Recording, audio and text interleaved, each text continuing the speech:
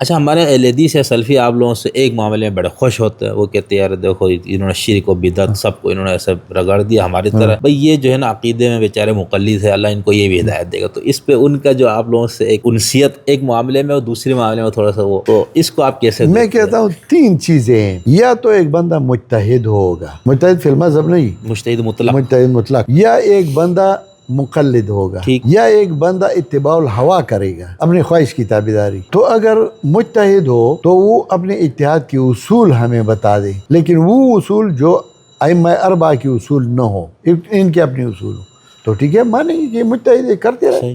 دوسرا یہ کہ اگر یہ نہ ہو تو پھر مقلد ہوگا. پھر تقلید ہوگا تو تقلید یا کسی امام کا ہوگا یا کسی آج کل کے دور کے کسی بندے کا ہوگا. تو اگر آج کل کے دور کے بندے کا تقلید کرتے ہو تو پھر اس کا تقلید کیوں نہیں کرتے جو صحابہ کرام کے قریب تھے یا جنہوں نے صحابہ کرام سے ملاقات کی ہے، تو ان کی تقلید کیوں نہیں کرتے.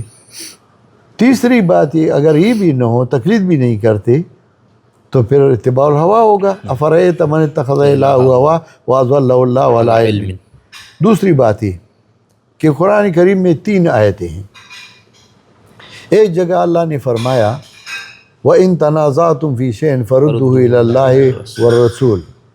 جھگڑا آئے تو قرآن و سنت کی طرف اس رجوع کرنا چاہیے. دوسری جگہ اللہ نے فرمایا کہ غالباً حوامیم میں کہ فَحُكْمُ إِلَى اللَّهِ، صحیح، ادھر رسول نہیں کہا، فَحُكْمُ إِلَى اللَّهِ. ٹھیک.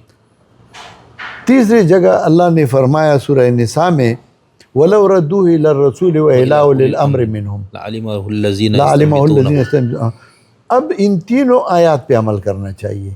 اگر کوئی کہے کہ نہیں وَإِن تَنَازَعْتُمْ فِي شَيْءٍ فَرُدُّوهُ إِلَى اللَّهِ وَالرَّسُولِ، تو دوسری جگہ تو اللہ نے فرمایا فَحُكْمُهُ إِلَى اللَّهِ، ادھر رسول ذکر نہیں کیا ہے، تو کیا رسول کا نہیں مانیں گے؟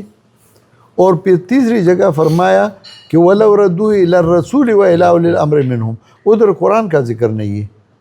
اب یا ایک آیت کو مانیں گے، 2 کو نہیں مانیں گے، یا تینوں کو ماننا ماننا ہوگا. چاہیے. اگر تینوں کو ماننا ہوگا تو بس یہی